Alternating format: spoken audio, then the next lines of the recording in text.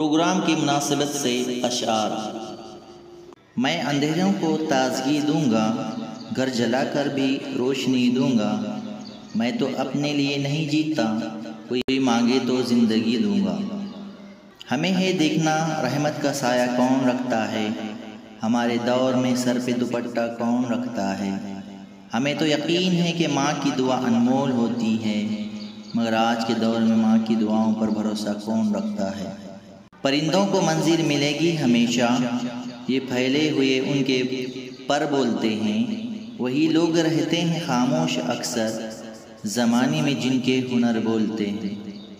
उम्मीदों के आगे टूट जाना अच्छा नहीं लगता, किसी के आगे हाथ फैलाना अच्छा नहीं लगता।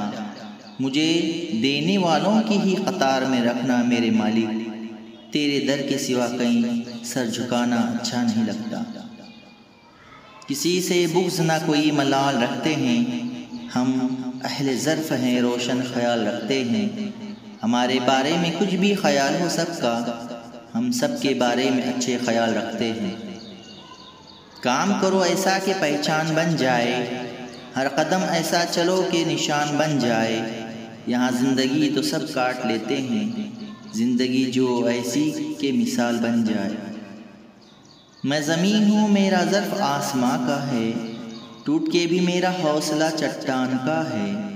ख़फ़स तो मेरे मुक़द्दर में था लेकिन हवा में शोर अभी तक मेरी उड़ान का है।